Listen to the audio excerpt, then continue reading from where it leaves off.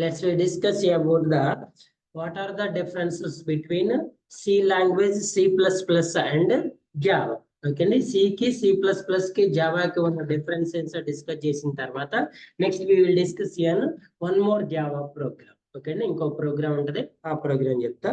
Previous programmes అందరికి run అవుతున్నాయి. ఏమైనా ఇష్యూస్ ఉన్నాయి? ఎవరికైనా ఏమైనా ఇష్యూస్ ఉంటే నాకు పింగ్ చేయండి, వాటిని సార్ట్ అవుట్ చేద్దాం. ఓకేనా? చూడండి, first of all normally we are already discussed about Java is developed based upon C and C++. Okay, and up to C language onwards all are high level programming languages. C language దగ్గర నుంచి అన్ని high level programming అండి. C language కన్నా ముందున్న కోబాల్ గానీ, పోట్రాన్ గానీ, Pascal ఇవి low level programming language. First of all అది లో లెవెల్ కైనా హై లెవెల్ కైనా ప్రీవియస్ కి జావా కన్నా ముందుకి జావాకి ఉన్న మెయిన్ డిఫరెన్సెస్ ఏంటంటే, first of all there is no reusability concept. Reusability concept అనేది ఉండదు. అది లేకపోవటం వల్ల ఏమవుతుందంటే లెంత్ ఆఫ్ ద కోడ్ అనేది ఇంక్రీజ్ అవుతుంది. మనం 1 by 1 లైన్స్ అనే వాటిని ఇంక్రీజ్ చేసుకుంటూ పోతాను. నేను మీకు చెప్పా కదా difference. For example, if you have an 3 variables to declare it, normally we are declaring the 3 variables int a, int b, int c. అంటే ఇప్పుడు మనం 3 వేరియబుల్స్ ని ఎలా డిక్లేర్ చేసినా 3 స్టేట్మెంట్స్ లో డిక్లేర్ చేస్తుంది. ఇప్పుడు కంపైలర్ ఏం చేస్తుంది? ఫస్ట్ ఈ స్టేట్మెంట్ ని కంపైల్ చేస్తుంది, నెక్స్ట్ దీన్ని కంపైల్ చేస్తుంది, తర్వాత దీన్ని కంపైలేషన్ చేస్తుంది. కంపైలేషన్ అనేది మనం రాసిన ఆల్ స్టేట్మెంట్స్ ని చేస్తుంది. మరి ఎగ్జిక్యూషన్ ఎలా చేస్తుంది? ఏది రిక్వైర్మెంట్ ఉంటే అదే చేస్తుంది. ఫర్ ఎగ్జాంపుల్ చూడండి, int d. Okay, c is equals to a plus b. C is equal to a plus. Now tell me how many lines compiled here? ఎన్ని లైన్స్ కంపైల్ అయితే ఇందులో? 1 2 3 4 5. ఎన్ని లైన్స్ కంపైల్ అయితే? 5 lines. ఎన్ని execute అవుతాయి? 4. 3 plus 1. 3 plus 1. C ఎందుకు execute అవ్వదు? సిని మనం యూజ్ చేసుకోవట్లేదు కాబట్టి. If you are using, not using, but the compilation is completely successful. Compilation is success. మరి ఇప్పుడు దీన్ని ఎగ్జిక్యూట్ చేయట్లేదు కదా సార్, ఇక్కడ నేను సెమీకోలన్ తీసేసా, ఎర్రర్ వస్తుందా రాదా? ఎందుకంటే మనం ప్రోగ్రామ్ లో రాసిన ఈచ్ అండ్ ఎవ్రీ స్టేట్మెంట్ ఏమవుతుంది? కంపైలేషన్ అవుతుంది. తర్వాత ఎగ్జిక్యూషన్ అనేది బేస్డ్ అపాన్ యువర్ కండిషన్ కావచ్చు, బేస్డ్ అపాన్ ద ఇన్పుట్ కావచ్చు, ఏదైనా కావచ్చు. అంతే కదండి. మనం ఇచ్చిన కండిషన్ బేస్ చేసుకోను, మనం ఇచ్చిన లూప్ ని బేస్ చేసుకోను, లేకపోతే మనం ఇచ్చే ఇన్పుట్ ని బేస్ చేసుకోను. ఏది ట్రూ అయితే ఆ ట్రూ ఎగ్జిక్యూట్ అవుతుంది, ఏది ఫాల్స్ అయితే ఫాల్స్ ఎగ్జిక్యూట్. అది లేదు కాబట్టి నల్ వాల్యూ ఎగ్జిక్యూట్ అవుతుంది. Execution is different, compilation is different. Right? Execution is different, compilation is the different. Clear? So other programming language కి జావా లాంగ్వేజ్ కి ఉన్న డిఫరెన్స్ ఏంటి సార్ అంటే, there is no reusability concept. The reusability concept more effectively working on object oriented. Reusability అనేది మనం effect గా ఎక్కడ use చేసుకోగలుగుతాం సార్ అంటే, that is an object oriented. Inheritance, encapsulation, polymorphism, data abstraction, these are the 4 different pillars of the object oriented. ఇవి ఎందుకు help చేస్తాయి మనకి? సేమ్ కోడ్ ని మల్టిపుల్ టైమ్స్ రాయకుండా సేమ్ కోడ్ ని రీయూజ్ చేసుకోవచ్చు. అలా రీయూజ్ చేయటం వల్ల ఏమవుతుందండి? లెంత్ ఆఫ్ ద కోడ్ అనేది డిక్రీజ్ అవుతుంది. డిక్రీజ్ అవటం వల్ల కంపైలేషన్ టైం అనేది డిక్రీజ్ అవుతుంది. కంపైలేషన్ టైం డిక్రీజ్ అయితే ఆటోమేటిక్గా ఎగ్జిక్యూషన్ స్పీడ్ అనేది ఇంక్రీజ్ అవుతుంది. మనం ఎప్పుడైతే కంపైలర్ మీద ప్రెజర్ అనేది తగ్గిస్తామో స్పీడ్ అనేది ఇంక్రీజ్ అవుతుంది. మనం ప్రెజర్ అంటే దాని మీద వెయిట్ పెట్టే కొద్దిగా, ఇప్పుడు ఫర్ ఎగ్జాంపుల్ చూడండి, నార్మల్గా ఒక పర్సన్ ఉన్నాడు అనుకోండి, మనం అప్లికేషన్ డెవలప్మెంట్ అయింది, టెస్టింగ్ అవుతుంది. టెస్టింగ్ లో ఫంక్షనల్ టెస్టింగ్ ఉంటుంది, నాన్ ఫంక్షనల్ టెస్టింగ్ ఉంటుంది. అవునా? ఫంక్షనల్ అయిపోయిన తర్వాత ఎక్కడికి వెళ్తాం మనం? నాన్ ఫంక్షనల్కి వెళ్తాం. నాన్ ఫంక్షనల్ లో నార్మల్గా ఏముంటాయి తెలుసా? ఏముంటాయంటే నాన్ ఫంక్షనల్ లో చెప్పండి online students? Performance, security, load, vulnerability, database, localisation, international, different API testing, మేజర్గా ఇవి కదండి. For example, first of all they are going with performance. అవునా? దేని పర్ఫార్మెన్స్ ని క్యాలిక్యులేట్ చేస్తారండి? దేని పర్ఫార్మెన్స్ ని? Application not an system, application performance కదా. ఇప్పుడు చెప్పండి, ఈ application developed based upon the రాసిన కోడే కదా. ఈ అప్లికేషన్ అనేది ఎక్కడి నుంచి వచ్చింది మీకు? కోడే. అంటే ఇప్పుడు ఈ అప్లికేషన్స్ లో అవుతుందంటే దాని మీనింగ్ ఏంటి? కోడ్ లో ప్రాబ్లం. ఇప్పుడు ఈ అప్లికేషన్ లో మీకు 2 డిఫెక్ట్స్ వచ్చినాయండి. ఎక్కడ వచ్చినాయి? అప్లికేషన్ లో వచ్చినాయి. ఎక్కడ? అప్లికేషన్ స్లోగా రన్ అవుతుందా? అంటే అప్లికేషన్ స్లోగా రన్ అవుతుందా? ఆ ప్రాబ్లం ఎక్కడుంది? ఎందుకంటే దేనికైనా బేస్ కోడే కదా. ఇప్పుడు ఇక్కడ బ్లాక్ కలర్ ఉందండి, we should change the red. ఎక్కడ చేంజ్ చేస్తాం మనం? ఎక్కడ చేంజ్ చేయాలి? కోడ్ లో చేంజ్ చేస్తే ఆటోమేటిక్ ఇక్కడ రిఫ్లెక్ట్ అవుతుంది. అర్థమైందా? అంటే ఈ అప్లికేషన్ పర్ఫార్మెన్స్ ఎలా ఉంటుందో మనం డిసైడ్ చేయాలి. ఇంక్రీజ్ ఆర్ డిక్రీజ్ చేయాలంటే it's based upon code of the application. ఇప్పుడు ఈ కోడ్ అనేది ఏం చేస్తాం మనం? కంపైలేషన్ చేస్తాము, ఎగ్జిక్యూషన్ చేస్తాం. ఎవరు కంపైల్ చేస్తారు? కంపైలర్. ఫర్ ఎగ్జాంపుల్, ఒక పర్సన్ ఉన్నాడండి, he is weighing capacity is 50 kgs. నార్మల్గా ఇతని వెయిట్ ఎంత? 50 kgs వెయిట్ చేస్తే నార్మల్ గా డెస్టినేషన్ రీచ్ అవుతుంది, యాజ్ యూజువల్ గా రీచ్ అవుతుంది. డిక్రీజ్ ఇట్, దీన్ని డిక్రీజ్ చేసుకుంటూ వెళ్ళండి. 30 kgs ఇవ్వండి, ఇంకొంచెం ఫాస్ట్ గా మూవ్ అవుతారా లేదా? 20, 10, 5, అసలు 1 kg ఇచ్చి చూడండి, ఇక్కడ నుంచి ఇక్కడ మెరుపు తీగలాగా వెళ్తారు. అంటే డిక్రీజ్ చేస్తే వీడి పర్ఫార్మెన్స్ ఏమవుతుంది? At the same time increase చేసి చూడండి, 60 kgs, 70, 80, 100 ఇచ్చారనుకోండి, అసలు మైలైనప్పుడు ఏం చేస్తారు? స్టాప్. కంపైలర్ కూడా అంతే. మీరు ఎంత లెంత్ ఆఫ్ ద కోడ్ ఇస్తే ఆ length of the code every statement అది కంపైలేషన్ చేయాలి, చెక్ చేసుకోవాలి కదండి. 10 లైన్లు రాస్తే ఫర్ ఎగ్జాంపుల్ 2 seconds పెడితే, 20 లైన్లు రాస్తే 4 seconds పడుతుంది, 30 లైన్లు రాస్తే 6 seconds పడుతుంది, 50 లైన్లు రాస్తే. అంటే నువ్వు కోడ్ ఇంక్రీజ్ చేసుకునే కొద్దీ ఆ కంపైలేషన్ స్పీడ్ అనేది, కంపైలేషన్ టైం అనేది ఇంక్రీజ్ అవుతుంది. కోడ్ డిక్రీజ్ చేసే కొద్దిగా కంపైలేషన్ టైం అనేది డిక్రీజ్ అవుతుంది. అదేనా? సో ఊప్స్ కాన్సెప్ట్స్ వల్ల అడ్వాంటేజ్ ఏంటంటే, నువ్వు ఫర్ ఎగ్జాంపుల్ నీకు చూడండి, ఎడిషన్, సబ్స్ట్రాక్షన్, మల్టిప్లికేషన్, డివిజన్ అనే 4 ఫంక్షనాలిటీస్ కావాలి. ఇది ఏ అప్లికేషన్? క్యాలిక్యులేటర్ అనే అప్లికేషన్. ఇందులో ఇవి 4 ఉంటాయి కదా. No tell me, at a time 4 work అవుతాయి, ఎట్ ఏ టైం 1 వర్క్ అవుతుంది. ఎట్ ఏ టైం ఎన్ని వర్క్ అవుతాయి ఫంక్షనాలిటీస్ లో? 1 కదా. ఒకేసారి నువ్వు ఎడిషన్ సబ్స్ట్రాక్షన్ చేయలేస్తావా? Either addition or subtraction or multiplication or division. అంటే రిమైనింగ్ 3 ఎలా ఉంటాయండి? స్లీపే కాదు, ఒకటే వర్క్ చేస్తుంది. మరి ఒకటే కదా సార్ రిమైనింగ్, ఎందుకంటే నీకు ఇప్పుడు ఎడిషన్ అవసరం ఉంది, మరి నెక్స్ట్ సబ్స్ట్రాక్షన్ అవసరం ఉంటే, లేకపోతే ఎక్కడ నుంచి వస్తాయి? అర్థమైందా? సో అప్పుడు మనం ఏం చేస్తామంటే, ఎడిషన్ నార్మల్గా అయితే ఏం చేయాలంటే, ఒకటే కోడ్ లో ఎడిషన్ ఫంక్షనాలిటీ రాయాలి, సబ్స్ట్రాక్షన్ రాయాలి, మల్టిప్లికేషన్ రాయాలి, డివిజన్ రాయాలి. ఒక్కొక్క ఫంక్షనాలిటీకి 5 లైన్లు వేసుకుంటే మొత్తం ఎన్ని లైన్స్ ఆఫ్ కోడ్ వస్తుందండి? 20 లైన్స్ ఆఫ్ కోడ్ వస్తుంది. ఇప్పుడు నీ ఆప్షన్ ఎడిషన్, నువ్వు ఎగ్జిక్యూట్ చేయాల్సింది ఏంటి? మరి నువ్వు ఎడిషన్ ఒకటి ఎగ్జిక్యూట్ చేస్తుంటే రిమైనింగ్ కంపైలేషన్ అవుతాయా లేదా? ఎందుకంటే అదంతా ఒకటే కోడ్ కదండి, సార్ నేను can I remove this one? Yeah, successfully remove, addition is executed. Next time I want an subtraction.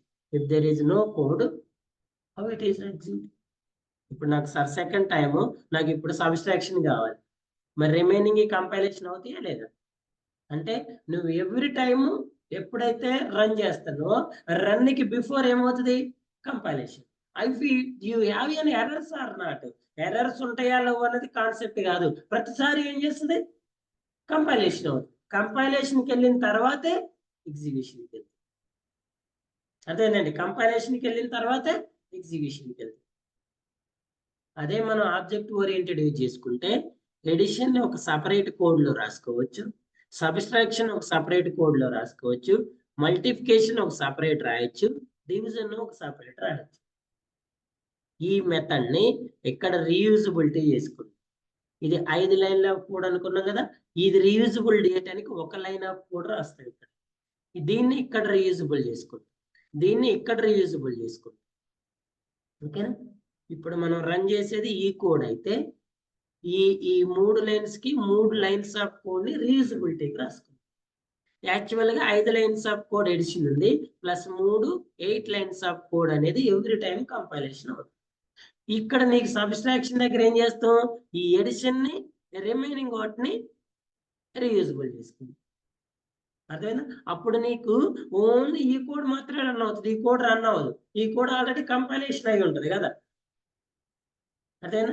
ఇలా మనం లెంత్ ఆఫ్ ద కోడ్ ని డిక్రీజ్ చేసుకుంటూ పోతాం. డిక్రీజ్ చేయొచ్చుగా సార్ అంటే, సార్ నా దగ్గర 10 లైన్లు ఉన్నాయి, లాస్ట్ 3 లైన్లు డిలీట్ చేసి 7 లైన్లు మంచిగా డిక్రీజ్ చేసే సార్ అని కూడా. There is no effect on functionality. ఫంక్షనాలిటీకి ఎలాంటి ఎఫెక్ట్ లేకుండా కోడ్ అనేదాన్ని డిక్రీజ్ చేయడానికి ట్రై చేయాలి. Every developer writing the code, ప్రతి ఒక్కడు కోడ్ రాస్తారండి. కోడ్ రాయనోడు ఎవడు ఉండడు. ఇద్దరికి జాబ్కి ఇద్దరు వచ్చారండి, ఇద్దరికి ఒక ఫంక్షనాలిటీ కోడ్ రాయమని ఇచ్చారు. ఫస్ట్ పర్సన్ ఏమో 10 లైన్స్ ఆఫ్ కోడ్ రాసింది అదే ఫంక్షనాలిటీకి, సెకండ్ పర్సన్ ఏమో 20 లైన్స్ ఆఫ్ కోడ్ రాసింది. ఇద్దరు ఎగ్జిక్యూట్ చేస్తే 2+2 చేస్తే ఇద్దరికి 4 వస్తుంది, 3+3 చేస్తే ఇద్దరికి 6 వస్తుంది. ఇప్పుడు చెప్పండి, ఎవరి కోడ్ ఎఫెక్ట్? 10 lines 20 lines? అదే సార్ నేను ఎక్కువ నేర్చుకుని ఎక్కువ లైన్ రాసా కదా, నాకే ఇవ్వాలి కదా జాబ్. మీరు ఎగ్జామ్లో ఎక్కువ ఆన్సర్ రాసిన వాళ్ళకి ఇస్తారు కదా, తక్కువ రాసిన వాళ్ళకి తక్కువ మార్కులు ఇస్తారు కదా, అంతే కదా. 3 లైన్లు రాసినోడికి 3 మార్కులు అయితే 10 లైన్లు రాసినోడికి 10 మార్కులు వేస్తారు కదా. మరి నేను కూడా 20 లైన్ల కోడ్ రాసా కదా, నాకే ఇవ్వాలి కదా మీరు జాబ్. అదే కదా. అంటే దీనివల్ల డిఫరెన్స్ ఏంటంటే ఫంక్షనాలిటీ సేమ్ వర్క్ చేస్తున్నప్పుడు కోడ్ తక్కువ ఉండటం వల్ల మనకి first thing is performance, second thing is storage అండి. ఒక్కసారి రాసిన కోడ్ని మనం మెయింటెనెన్స్ చేస్తూ ఉండాలి లేదా? సెక్యూరిటీ కోడ్ కదా అది, ఎప్పటికీ దాన్ని మెయింటైన్ చేస్తూ ఉండాలి, ఎప్పటికీ సర్వర్ అనేది రన్ చేస్తూనే ఉండాలి. నువ్వు కోడ్ పెంచే కొద్దిగా మెమరీ యూసేజ్ పెరుగుతుంది, మెమరీ యూసేజ్ పెరిగే కొద్దిగా మెయింటెనెన్స్ పెరుగుతుంది, మెయింటెనెన్స్ పెరిగే కొద్దిగా అప్లికేషన్ యొక్క కాస్ట్ ఇంక్రీజ్ అవుతుంది. కాస్ట్ ఇంక్రీజ్ అయితే మనం ఫ్రీ ప్రొవైడ్ చేయాలి, ఫ్రీ ప్రొవైడ్ చేయకపోతే పెయిడ్లోకి వస్తుంది, పెయిడ్లోకి వస్తే కస్టమర్స్ యూజ్ చేయాలి, యూజ్ అయిపోతే లాస్లో పోతే అప్లికేషన్ క్లోజ్ అయితే ఎకనామికల్ ఆటోమేటిక్గా లాస్ అయిపోతుంది. ఎక్కువ అప్లికేషన్స్ యూజ్ అయ్యట్లేదు. ఇప్పుడు మనం ఫోన్ పేలో అంతా ఏమంటారు, ఈజీగా చేయబట్టే అంత ట్రాన్సాక్షన్ జరుగుతుంది. అదేనండి, ఇప్పుడు నీకు బాగా ఆకలి అవుతుందండి, 3 కిలోమీటర్స్ నీకు బైక్ లేదు, నువ్వు నడిచిపోయి తెచ్చుకోవాలి. ఏమనుకుంటావు, ఇప్పుడు ఆడికి పోయి తిని మళ్ళీ వచ్చి ఇంటికి వచ్చి ఇదంతా అవసరం అని మంచిలాగా పడుకుంటావు. అదేనా? నువ్వు 3 కిలోమీటర్లు నడిచిపోయి తిని మళ్ళీ ఇంటికి రావాలి. నువ్వేం ఆలోచిస్తావు, ఇప్పుడు నేను ఆడికి పోవాలి, తినాలి, మళ్ళీ రావాలి, మళ్ళీ అవసరం మంచిది లేక పడుకుంటాను ప్రశాంతంగా పడుకుంటాను. అదే నువ్వు ఇక్కడ నుండి ఆ 3 కిలోమీటర్లు ఆర్డర్ చేసుకునే ఆప్షన్ ఉంది, లేకపోతే మీ ఫ్రెండ్ ఎవడో వస్తాడు, ఏం చేస్తే సింపుల్ గా అరే ఫోన్ చేసి అరే తీసుకురారా అంటే మనకి ఎన్ని ఫెసిలిటీస్ ఉంటే వాటిని అంత యూటిలైజ్ చేసుకుంటాం. లేకపోతే ఏం చేస్తాం, అవునా? ఒక షాప్కి వెళ్ళిన తర్వాత మనకి 1 లీటర్ థమ్స్అప్ బాటిల్ కావాలను, లీటర్ ఉంటే లీటరే కొంటాం. లీటర్ లేకుండా ఆ ప్లేస్ లో 2 లీటర్లు ఉంది అనుకోండి, ఏం చేస్తాం, రేపటికి ఈసారికి పనికి వచ్చిందని ఇప్పుడే కొంటాం. అర్థమైనా? నార్మల్ గా మనం ఇప్పుడు కావాలని కొనటానికి పోయినా మళ్ళీ ఏం ఆలోచిస్తాం, ఈసారి కొంటాం, అది వేస్ట్ అయిద్దా, రేపు మళ్ళీ తాగుదాంలే. కానీ ఆ లీటర్ తింటే దాన్నే కొంటాను. లీటర్ది 50 రూపాయలు అయితే 2 లీటర్ది 80 రూపాయలు అవుతుంది. వాడు షాప్ కీపర్ ఏం చెబుతారు, సార్ లీటర్ 50, మీరు 2 లీటర్లు ఉంటే 80, 20 రూపాయలు మీకు లాభం సార్ అంటారు. వాడు లాభం ఆలోచిస్తారు కానీ యూసేజ్ ఆలోచించారు. ఇక్కడ కూడా అంతే, అప్లికేషన్స్ ఎన్నైతే వర్క్ చేస్తే అన్ని యూజ్ చేసుకుంటే అంత ఎకనామికల్ అన్ని రొటేట్ అవుతా ఉంటాయి. ఈచ్ అండ్ ఎవరీ మెంబర్ బతుకుతూ ఉంటారు కదండి. అది కావాలి అంటే అప్లికేషన్ పర్ఫార్మెన్స్ అనేది పర్ఫెక్ట్గా ఉండాలి. అది ఉండాలి అంటే కోడ్ కరెక్ట్గా. ఇది ఎలా పాసిబుల్ అవుతుంది సార్ అంటే with the help of objective oriented. అర్థమైందా? ఆబ్జెక్టివ్ ఓరియంటెడ్ వల్ల ఎన్ని బెనిఫిట్స్ ఉన్నాయో ఇది ఎక్కడికి దారి తీస్తుంది సార్ అంటే ఎక్కడికో పోతుంది. ఒకనొక టైంలో అసలు మొత్తం కంట్రీ నడిపించే స్టేజ్కి పోతుంది ఆబ్జెక్టివ్ ఓరియంటెడ్. ఎందుకు? నార్మల్గా ఇప్పుడు మార్కెట్లో 80% ఆన్లైన్ ట్రాన్సాక్షన్స్ కదండి, అవునా? 80% ఒక 20 నడుస్తున్నాయా? నాకు తెలిసి అయితే బిలో 20 నడుస్తుంది, అవునా? అసలు నా జేబులో డబ్బులు లేక ఎన్ని సంవత్సరాలు అవుతుంది. అంతకుముందు నేను పర్సు పెట్టుకొని పర్సులో అమౌంట్ పెట్టుకుని వచ్చేవాడు. అసలు అమౌంట్ ఇంతకుముందు డబ్బులు ఉన్నాయా లేవని చూసి బయటకు వచ్చేవాళ్ళు, ఇప్పుడు ఫోన్ ఉందా లేదని చూసి బయటకు. అంతే కదా. అసలు ఒకవేళ మన దగ్గర డబ్బులు లేకపోయినా ఏముంది, ప్రాబ్లం ఏముంది, ఎవరికో ఫోన్ చేసి 10 రూపాయలు చాయ్ కొట్టండి, కొట్టడా, ప్రశాంతంగా కొడతాడు. ఆ ఫోన్ కూడా టీ స్టాల్లో ఇస్తాడు, అవునా కదా. సో ఇలాంటి ఫెసిలిటీస్ పెరిగే కొద్దిగా మరి 80% ఆఫ్ అప్లికేషన్స్ డిజిటల్ మార్కెటింగ్ నడుస్తున్నప్పుడు అప్లికేషన్ అనేది ఎంత ఎఫెక్టివ్ రన్ అవ్వాలి, ఇది ఎవరిపైన డిపెండ్ అయ్యి ఉంటుంది సార్ అంటే, ఎవరైతే డెవలపర్ కోడ్ రాస్తున్నారో వాడి మీద డిపెండ్ అయి ఉంటుంది. ఓకేనా. చూడండి, ఫంక్షనాలిటీ వర్క్ చేయటం మ్యాండేటరీ థింగ్ అండి, that is not an optional. Sir వీడు 10 లైన్లు రాసిండు, 3+3 చేస్తే 5 వస్తుంది సార్. నేను 20 లైన్లు రాసా, 3+3 చేస్తే 6 వస్తుంది. ఇప్పుడు ఎవరిని కన్సిడర్ చేయాలండి? 20 లైన్లు రాసినోడు కోడ్కి 3+3 చేస్తే 6 వస్తుంది. 10 లైన్లు రాసినోడికి 3+3 చేస్తే 5 వస్తుంది. ఎవరిని కన్సిడర్ చేస్తారు? 20 లైన్స్. ఎందుకు? మీరు తక్కువ లైన్ రాసిన వీన్నే కన్సిడర్ చేయండి. Always prefer first thing is functionality. మనకి functionality first, then go to the second one is performance కావచ్చు, లెంత్ ఆఫ్ కోడ్, ఇవన్నీ సెకండరీ. అంటే సార్ నేను 10, మీరు తక్కువ కోడ్ రాయమన్నారు, నేను అందుకే 10 లైన్లు రాశాను సార్, అందుకే నాది 5 వస్తుంది, 3+3 చేస్తే మరి నేను తక్కువ రాసాక నాకు జాబ్ ఇస్తారా సార్ అనకూడదు. ఫస్ట్ ఫంక్షనాలిటీ ప్రియారిటీ, ఫంక్షనాలిటీ ఉన్న తర్వాత నెక్స్ట్ సెకండ్ ప్రియారిటీ దీనికి వెళ్ళాలి. అర్థమవుతుందా? ఓకే అండి. సో ఇలా చేయటం వల్ల మనకి ఆబ్జెక్ట్ ఓరియంటెడ్ లో లెంత్ ఆఫ్ ద కోడ్ అనేది డిక్రీజ్ అవుతుంది. ఓకే అండి. Some of the rules and regulations of the writing code అని మీకు కొన్ని రూల్స్ ఉంటాయండి. మీరు ఆ రూల్స్ ని ఫాలో అవుతూ కోడ్ రాస్తున్నారా రాయట్లేదు అనేది వెరీ వెరీ ఇంపార్టెంట్. ఆ రూల్స్ లో ఫస్ట్ వన్ వచ్చేసి ఎవ్రీ 2 to 3 లైన్స్ కి ఒక కామెంట్ సెక్షన్ రాసుకోవాలి. అసలు నువ్వు ఏ కోడ్ రాస్తున్నావు, దేనికి సంబంధించిన రాస్తున్నావు, కామెంట్స్ రాసుకోవాలి. నేను చెప్పా కదా, when you declare the class name valid with related, నువ్వు ఏ క్లాస్ నేమ్ డిక్లేర్ చేస్తున్నావు దానికి రిలేటెడ్ నేమ్ ఇవ్వాలి. ఎడిషన్ కి add or sum or addition అని ఇవ్వాలి, అది రూల్. కృష్ణ, రామారావు, ఎన్టీఆర్ అని ఇచ్చుకుంటూ పోతా ఉన్నాం అనుకోండి, that is valid but not related. అదేనా. సో ఇలా మనం నెంబర్ ఆఫ్ థింగ్స్ నేర్చుకుంటూ పోయి కోడ్ రాస్తుంటేనే మనం ఎఫెక్టివ్ వర్క్ చేయగలుగుతాం. క్లియర్. సో ఏం చెప్తున్నా, C++, Java or high level, before all or low level programming language. C is completely an procedure oriented. It is completely not supported with object oriented.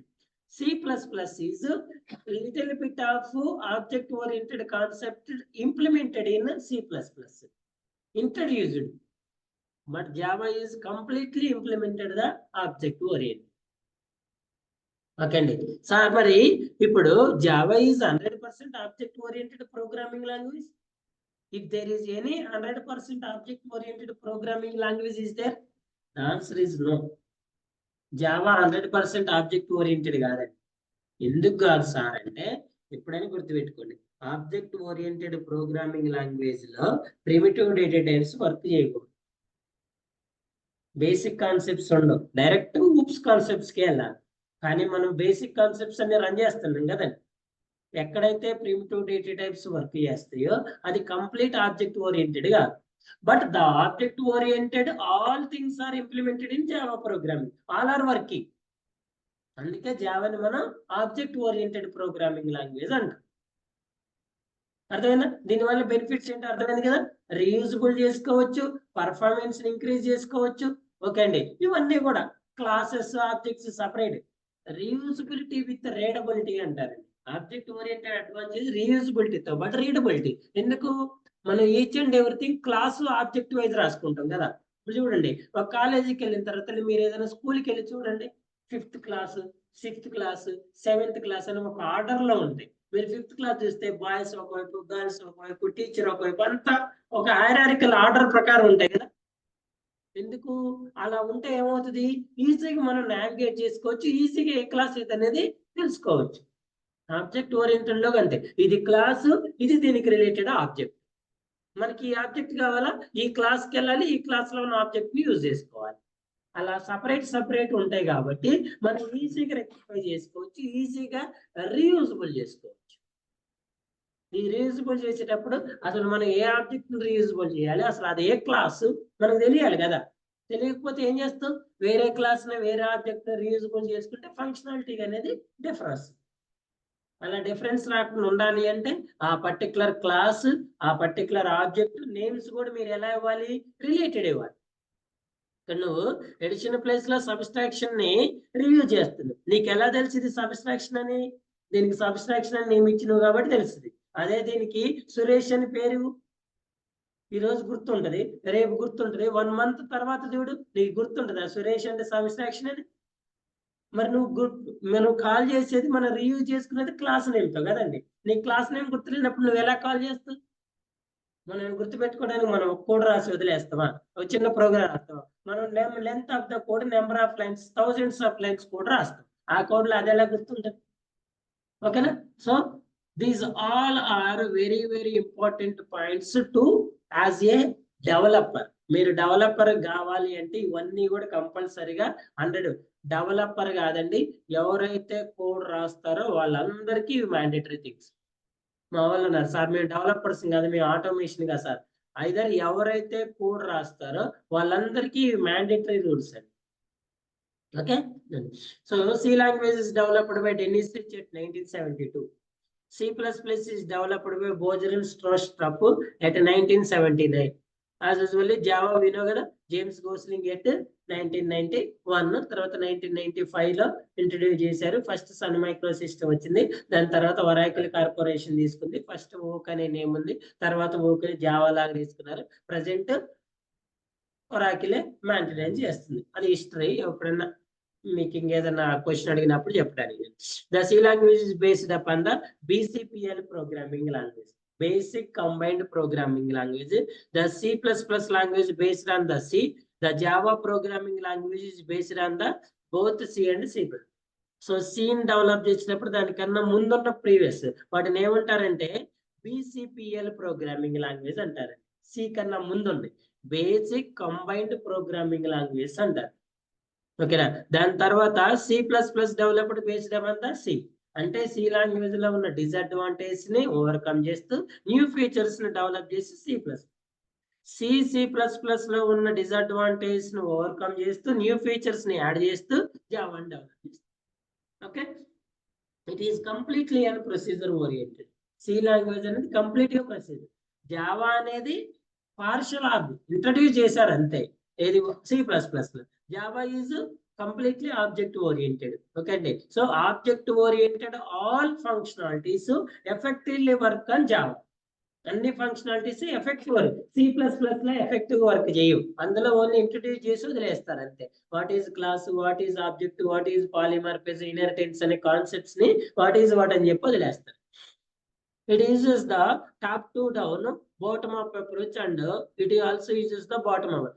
Bottom up top up అంటే compilation అనేది bottom to top వెళ్తుంది, top to bottom వెళ్తుంది. C language లో ఏమో top down approach follow అవుతుంది, C++ జావాలోనూ bottom up approach అవుతుంది. ఏదైనా మొత్తం కంపైలేషన్ అవుతుంది కాబట్టి ఎలా చేసినా no issues.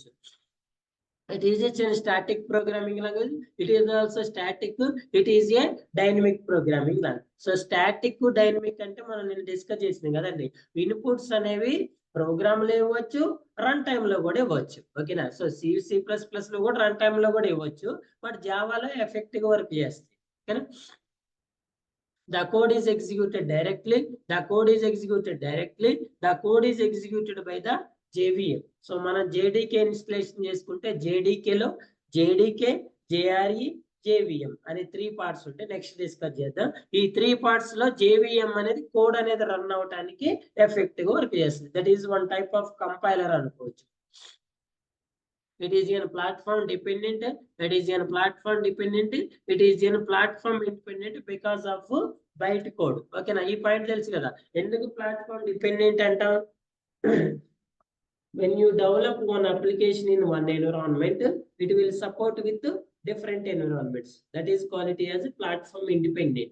Okay na? So manaki C++ లో ప్రోగ్రామ్ కోడ్ అయిపోయిన తర్వాత దాన్ని ఆబ్జెక్ట్ కోడ్ లో కన్వర్ట్ చేస్తాం.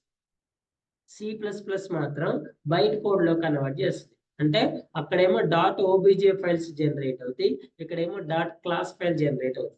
క్లాస్ ఫైల్ అనేది ఇండిపెండెంట్, అంటే ఆ ఫైల్ ని మనం వేరేది ఎక్కడైనా కూడా వితౌట్ కంపైలేషన్ ఎగ్జిక్యూట్ చేసుకోవచ్చు.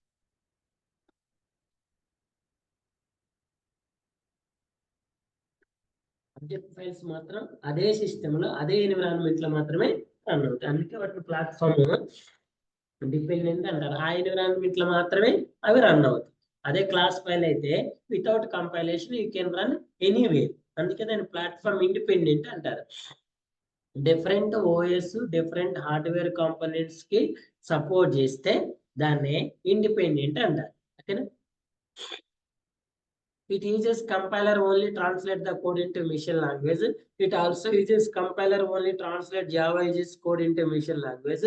Java uses both compiler and interpreter. It is also known as interpreter.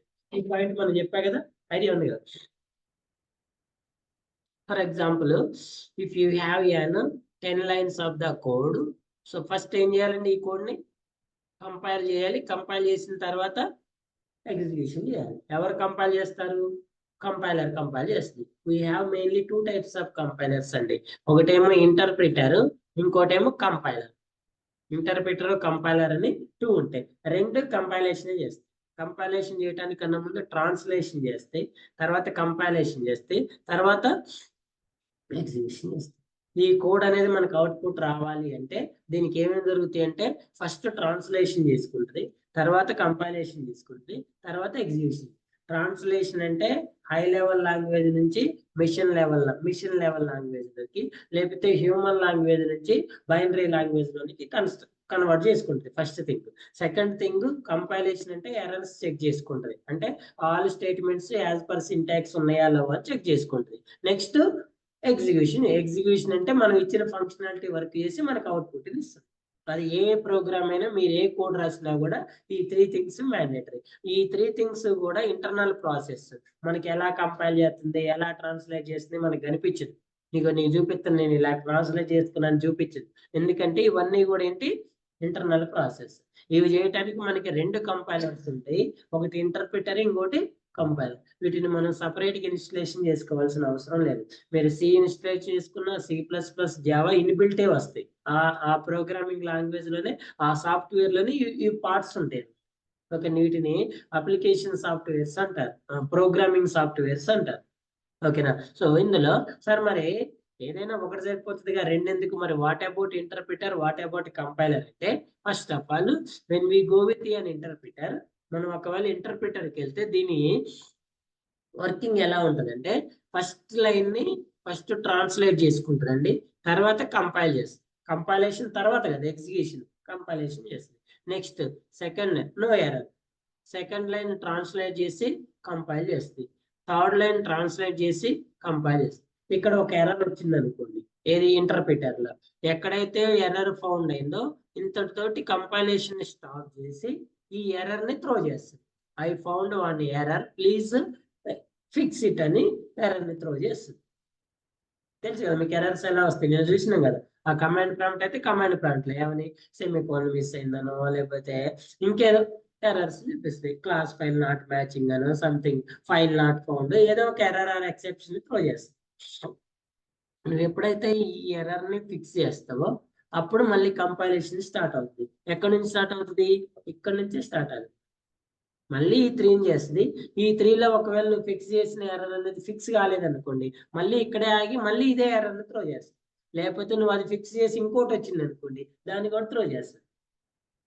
అదేనా? నువ్వు ఎప్పుడైతే ఈ ఎర్రర్ ని కంప్లీట్ ఫిక్స్ చేస్తావో అప్పుడు మళ్ళీ next translation, compilation, translation, compilation, translation, compilation.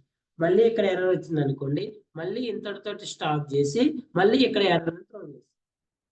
అంటే నీ దగ్గర 100 lines ఆఫ్ కోడ్ ఉంటే, 100 lines ఆఫ్ కోడ్ ఉంటే ఈ 100 రన్ అవటానికి నీకు ఇలా బ్రేక్లు వేసుకుంటూ పోతాం. ఒకవేళ నీకు ఎర్రర్ ఏంటో అర్థం కావట్లేదు, నీకు ఫిక్స్ చేయటం రాలేదనుకోండి, నీ ప్రోగ్రామ్ అక్కడితోటే స్టాప్ అవుతుంది. రిమైనింగ్ లైన్స్ ని కంపైలేషన్ చేయదు. అసలు ఇందులో ఎర్రర్స్ ఉన్నాయా లేదనే విషయం కూడా నీకు తెలియదు. అదేనా? ఇది this is the working of interpreter. మరి కంపైలర్ ఏం చేస్తుంది సార్ అంటే, సేమ్ ట్రాన్స్లేషన్ కంపైలేషన్ చేస్తుంది. బట్ డిఫరెన్స్ ఏంటంటే, ఇక్కడ థర్డ్ లైన్ లో ఎర్రర్ వచ్చింది కదా, ఈ ఎర్రర్ ని ఇమ్మీడియట్ గా త్రో చేయకుండా హోల్డ్ చేసి పట్టుకుంటుంది. నాకు ఒక ఎర్రర్ దొరికింది, ఓకే ఇట్లా పట్టుకొని మళ్ళీ కంటిన్యూషన్ అనేది కంపైలేషన్ అనేది కంటిన్యూ చేస్తుంది. ఇక్కడ ఇంకొక ఎర్రర్ వచ్చింది కదా, ఓకే 1 వచ్చింది, 2, మళ్ళీ రిమైనింగ్ ఒకవేళ 9 లో ఇంకొక ఎర్రర్ వచ్చింది. ఓకే, 3 ఎర్రర్స్ 10 వరకు అయిపోయింది. ఎప్పుడైతే ఎండ్ ఆఫ్ ద కోడ్కి వెళ్ళిందో అప్పుడు డైరెక్ట్ గా 3 ఎర్రర్స్ ని డిస్ప్లే చేస్తుంది. ఇది working of the compiler. Okay, normal గా మనం Java C file name dot Java అని కంపైల్ చేస్తాం కదా, అక్కడ జావా సి అనేది సి అంటే కంపైలర్, జావా సి కంపైలర్. మన నోట్ ప్యాడ్ లోనైతేనేమో జావా సి కంపైలర్ యూజ్ చేస్తాం, అదే ఐడిలో అయితే జేవిఎం కంపైలర్ యూజ్ చేస్తాం. జేడీకేని అందులోకి ఇంపోర్ట్ చేసుకుని యూజ్ చేస్తాం. నోట్ ప్యాడ్ కి కమాండ్ ప్రాంప్ట్ కి జేవిఎం సపోర్ట్ చేయదు, అక్కడ జావా సి కంపైలర్ యూజ్ చేస్తాం. ఆ కంపైలర్ ఏం చేస్తుంది, మీరు ఎప్పుడైతే Java C file name dot java అన్నారో మీకు ఇమీడియట్ గా ఏమొస్తుంది, ఎర్రర్ ఉంటేనే ఎర్రర్ వస్తుంది, లేకపోతే క్లాస్ ఫైల్ జనరేట్ అవుతుంది కదా. మరి ఇంటర్నల్ గా ఏం జరుగుతుందంటే ఇదే జరుగుతుంది. అదేనా, నార్మల్ గా అది సి అయినా సి ప్లస్ ప్లస్ అయినా జావా అయినా కూడా జావాలో కమాండ్ ప్రాంప్ట్ యూజ్ చేసినప్పుడు ఇంటర్ప్రిటర్ ని యూజ్ చేయవు, కంపైలర్ ని యూజ్ చేస్తాయి. ఎందుకు సార్ అంటారా, మళ్ళీ అంటారా ఎందుకని? డిఫరెన్స్ అర్థమైంది కదా ఎందుకు. ఇదేమో ఇలా చేస్తుంది, ఇదేమో ఇలా చేస్తుంది. ఇప్పుడు రెండిట్లో మీరైతే దేన్ని చూజ్ చేసుకుంటారు, compiler. Automatic we're going with compiler. ఎందుకు, దీనివల్ల అడ్వాంటేజ్ ఏంటి, ఇది ఆల్ లైన్స్ ని చేసి మనకి ఇప్పుడు నీకు ఈ 3 ఎర్రర్స్ లో 2 తెలుసు, 1 తెలియదు. ఫస్ట్ ఆ రెండింటిని ఫిక్స్ చేసుకు ఒకదాని గురించి తర్వాత ఆలోచించి. ఎగ్జామ్కి పోయినప్పుడు టీచర్ 5 క్వశ్చన్లు ఇచ్చింది, సార్ నాకు 5 క్వశ్చన్లు 3 వచ్చు సార్, రెండు రావంటే, అరే ఫస్ట్ వచ్చినాయి రాయరా అంట. అంతే కదా, ఫస్ట్ వచ్చినాయి రారా, తర్వాత రానోడు సార్. ఈ 3 వచ్చు 2 రాదనే విషయం ఎట్లా తెలుసు, నీకు 5 క్వశ్చన్స్ రివీల్ అయినాయి కాబట్టి తెలుసు. అవునండి, 5 రివీల్ అయినాయి, 5లో నువ్వు ఏదైనా రాయొచ్చు. అట్లా కాకుండా 1 రివీల్ అయింది, ఇది రాస్తేనే 2వ దానికి పోతానంటే మరి ఇది రాకపోతే ఏం చేస్తావు, నువ్వు అక్కడే ఉంటావు కదా. అదేనా, ఇప్పుడు ఇది రాస్తేనే నెక్స్ట్ క్వశ్చన్ నీకు కనపడుతుంది అన్న అనుకోండి, దీనికి ఆన్సర్ రాదు. నెక్స్ట్ వచ్చు కానీ నీకు అది ఓపెన్ అవ్వదు. అదే ఇక్కడైతే నీకు అన్ని కనిపిస్తాయి, నీకు వచ్చినాయి రాయొచ్చు, రానట్టు సంగతి తర్వాత నెక్స్ట్. అదే కంపైలర్ వర్క్. సో అందుకే మనం 100% కంపైలర్కి వెళ్తాం. ఓకేనా. సో యాక్చువల్ గా జావా కూడా కంపైలర్ నే యూజ్ చేసుకోవాలి, కానీ జావా ఏం చేస్తుందంటే ఇంటర్ప్రిటర్ బట్ కంపైలర్ బోత్ ని యూజ్ చేసుకుంటుంది. C plus plus only compiler నే యూజ్ చేసుకుంటుంది, జావా మాత్రం రెండింటిని యూజ్ చేస్తుంది. మరి రెండింటిని యూజ్ ఎట్లా కంబైన్ యూజ్ చేస్తుంది సార్ అంటే, ఇంటర్ప్రిటర్ నేమో ట్రాన్స్లేషన్ కి యూజ్ చేస్తుంది, కంపైలర్ నేమో కంపైలేషన్ అండ్ ఎగ్జిక్యూషన్ కి యూజ్ చేస్తుంది. ఇంటర్ప్రిటర్ ఓన్లీ దేనికి యూజ్ చేస్తుంది, ట్రాన్స్లేషన్. ముందు ఇంటర్ప్రిటర్ స్టార్ట్ అవుతుంది ట్రాన్స్లేషన్, దీని వెనక కంపైలేషన్ స్టార్ట్ చేస్తుంది. ఇప్పుడు చెప్పండి, కంపైలర్ ఎర్రర్ వచ్చిన దగ్గర స్టాప్ అవుతుందా, మూవ్ అవుతుందా? అది మూవ్ అవుతున్నప్పుడల్లా ఇంటర్ప్రిటర్ మూవ్ అవ్వాలి కదండి. ఆగుతుందా ఇంటర్ప్రిటర్? ఆగదు, ఎందుకంటే దానికి ఎర్రర్స్ ఉండదు, ఓన్లీ ట్రాన్స్లేషన్ కదా. ఈ లైన్ ని ఇంటర్ప్రిటర్ ట్రాన్స్లేట్ చేయగానే ఇది కంపైల్ చేస్తుంది, నెక్స్ట్ కంపైల్ ఎక్కడ వరకు, ఎండ్ వరకు.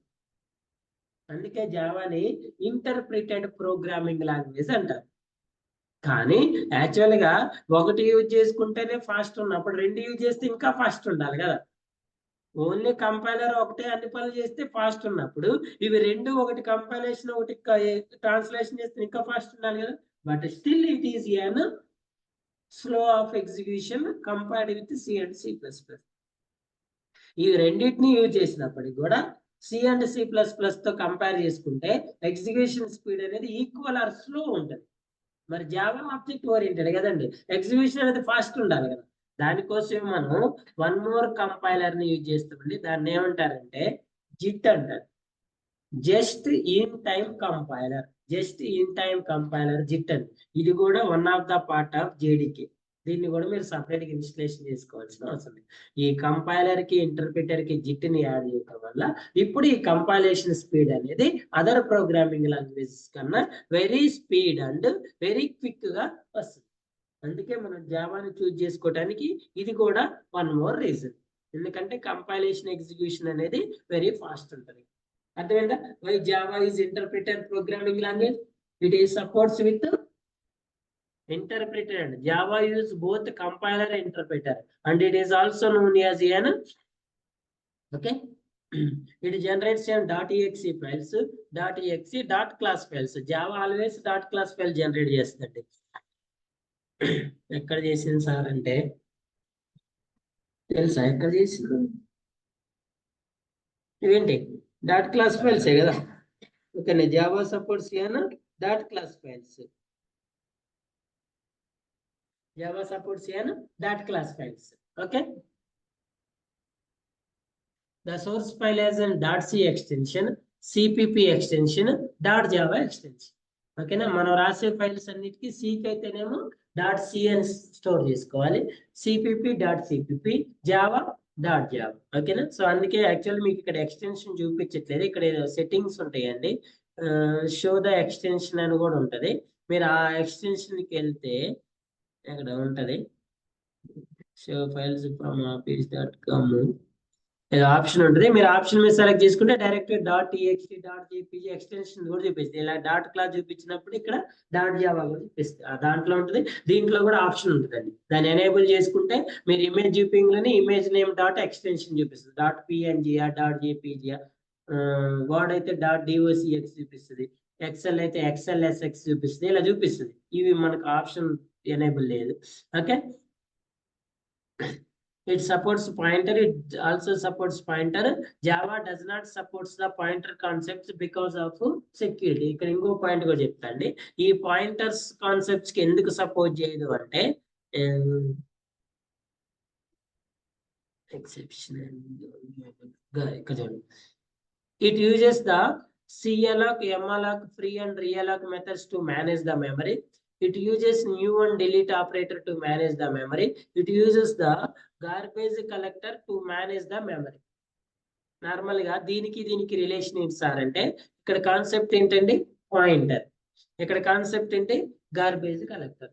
నార్మల్ గా మనం ప్రోగ్రామింగ్ లో పాయింటర్ అనే కాన్సెప్ట్ ని ఎందుకు యూజ్ చేస్తామంటే, మెమరీ ఎలకేషన్ అండ్ డీఎలకేషన్. అదేనా, మెమరీ ఎలకేట్ చేయటం ఎంతైతే ఇంపార్టెంట్, డీఎలకేట్ చేయటం కూడా అంతే ఇంపార్టెంట్. దీన్ని ఏమంటారంటే మెమరీ మేనేజ్మెంట్ అంటారు. అంతే కదా, మీ దగ్గర ఫోన్ ఉంది, ల్యాప్టాప్ ఉంది, పర్సనల్ కంప్యూటర్ ఉంది, ఎప్పుడు డౌన్లోడ్ చేసుకుంటూ స్టోర్ చేసుకుంటూ పోతా ఉన్నారు. 2 రోజుల తర్వాత ఏమవుతుంది, ఆటోమేటిక్ గా ఎంత ఉన్నా ఫిల్ అవుతుంది కదండి. సార్ నా దగ్గర చాలా మెమరీ ఉంది, చాలా కూడా ఎన్ని రోజులు ఏదో ఒక రోజు ఫిల్ అవుతుంది కదా. అందుకే ఫిల్లింగ్ తో పాటు డిలీటింగ్ కూడా చేసుకోకపోవాలి. దాన్ని మెమరీ మేనేజ్మెంట్ అని. నార్మల్ గా మెమరీ మేనేజ్మెంట్ అనేది C అండ్ C++ లో పాయింటర్స్ కాన్సెప్ట్ ని యూజ్ చేసుకొని చేస్తారు. ఏం చేస్తుంది ఈ పాయింటర్ కాన్సెప్ట్స్ నా చెప్పా కదా, MAlloc, CAlloc, realloc, free function అని ఉంటాయి. ఇవి ఏం చేస్తాయండి, మెమరీని ఎలకేషన్ డీఎలకేషన్ చేయడానికి హెల్ప్ అవుతుంది. ఇప్పుడు ఒక వేరియబుల్ ఉంది, ఆ వేరియబుల్ ని యూజ్ చేస్తున్నప్పుడు మెమరీని ఎలకేట్ చేస్తుంది, దాన్ని యూసేజ్ అయిపోయిన తర్వాత మెమరీని ఏం చేయాలి, డీఎలకేట్ చేయాలి. అది ఎవరు చేస్తారు సార్ అంటే పాయింటర్ కాన్సెప్ట్ చేస్తుంది.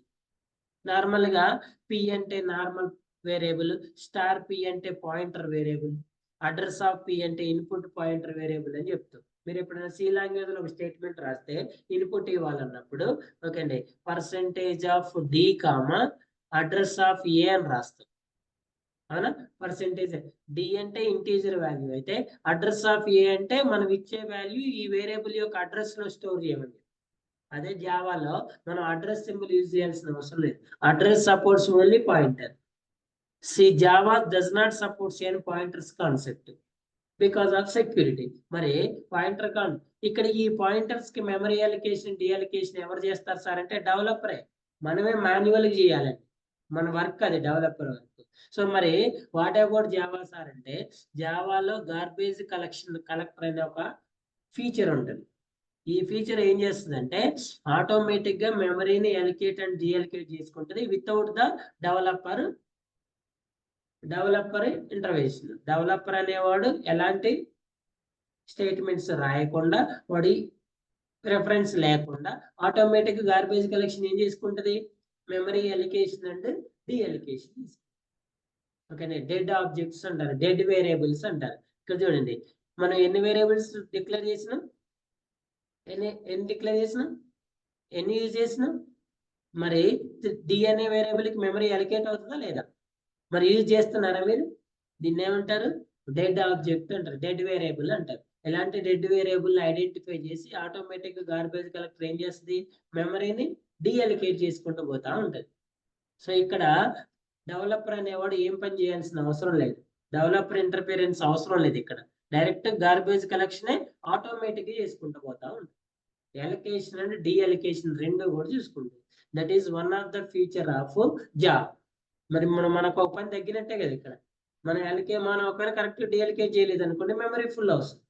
మెమరీ ఇందాక నుంచి మనం ఏం చెప్తున్నాం, memory management is one of the issue అనుకుంటున్నాం కదా. ఆ issue solving with the help of garbage collection. Clear?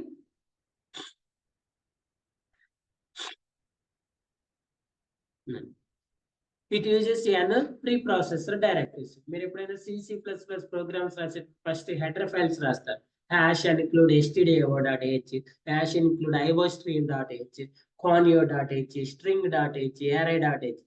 వాటిని ప్రీప్రాసెసర్ డైరెక్టివ్స్ అంటారు. ఓకేనా? చూడండి, వెరీ వెరీ ఇంపార్టెంట్ పాయింట్. మనం ఇంతకుముందు నుంచి కూడా చెప్తున్నాం, ఒక ప్రోగ్రామింగ్ లాంగ్వేజ్ సపోర్ట్ చేయాలి, ఒక ప్రోగ్రామింగ్ లాంగ్వేజ్ రన్ అవ్వాలి అంటే దానిలో కొన్ని pre defined statements, pre defined syntaxes ఉండాలి. వాటిని బేస్ చేసుకొని ప్రోగ్రామింగ్ లాంగ్వేజ్ అనేది రన్ అవుతుంది. అవి లేకపోతే ప్రోగ్రామింగ్ లాంగ్వేజ్ రన్ అవ్వలేదు. అందుకే వాడు ఇప్పుడు వేరియబుల్ డిక్లేర్ చేయాలంటే ఎలానే ఉండాలని ఎందుకు ఉంటుంది? అది సింటాక్స్ కాబట్టి. మరి అన్ని యూజర్ డిఫైన్డ్ ఎవరి ఇష్టం వచ్చినట్టు వాళ్ళు వేరియబుల్ డిక్లరేషన్ సింటాక్స్ రాసుకోవచ్చు కదా. అంటే ఏ ప్రోగ్రామింగ్ లాంగ్వేజ్ అయినా సపోర్ట్ చేయాలంటే ఫస్ట్ ప్రీ డిఫైన్డ్ థింగ్స్ అనేది ఉండాలి. ఓకే అండి. మరి ఈ ప్రీ డిఫైన్డ్ లో మనకి నెంబర్ ఆఫ్ ఉంటాయి కదా, వేరియబుల్ సపరేట్ ఉంటుంది, స్ట్రింగ్ సపరేట్ ఉంటుంది, ఏదైనా సపరేట్ సార్. మరి వాటన్నిటిని ఎలా స్టోర్ చేసి పెట్టుకోవాలి? C++ అయితే వాటిని హెడర్ ఫైల్స్ లో స్టోర్ చేసి పెడతారు. హెడర్ ఫైల్స్ ని ప్రీ ప్రాసెసర్ డైరెక్టివ్స్ అంటారు. ఓకే అండి. మీరు stdio.h, IO అంటే standard input output dot header file with meaning. అంటే నువ్వు ఒక ప్రోగ్రామ్ కి ఇన్పుట్ ఇవ్వాలన్నా, దాని నుంచి అవుట్పుట్ ఇన్పుట్ ఇవ్వాలన్నా, అవుట్పుట్ తీసుకోవాలన్నా దానికి సపోర్ట్ చేసే ప్రీ డిఫైన్ థింగ్స్ అన్ని ఏ ఫైల్లో ఉంటాయి? stdio.h అనే హెడర్ ఫైల్లో ఉంటాయి. అంటే నువ్వు ఆ రెండిట్లో ఏది చేయాలన్నా ఫస్ట్ ఏం చేయాలి? ఆ హెడర్ ఫైల్ ని యూజ్ చేయాలి. ఒకవేళ నువ్వు stdio.h రాయకుండా ఇన్పుట్ ఇచ్చినా, అవుట్పుట్ తీసుకున్నా ఏమొస్తుంది? ఎర్రర్ వస్తుంది. ఎందుకంటే దాన్ని సపోర్ట్ చేసే థింగ్స్ అన్ని ఎక్కడ ఉంటాయి? ఆ హెడర్ ఫైల్లో ఉంటాయి కాబట్టి. అలాగే C++ లో కూడా. మరి వాట్ అబౌట్ జావా సార్ అంటే, Java does not support header files. మరి జావాలో ఏముంటాయి సార్ అంటే, అదే ప్యాకేజెస్ అంటారు జావాలో. అందులోనే pre processor directive header files అంటారు. జావాలో వాటిని ప్యాకేజెస్ అంటారు.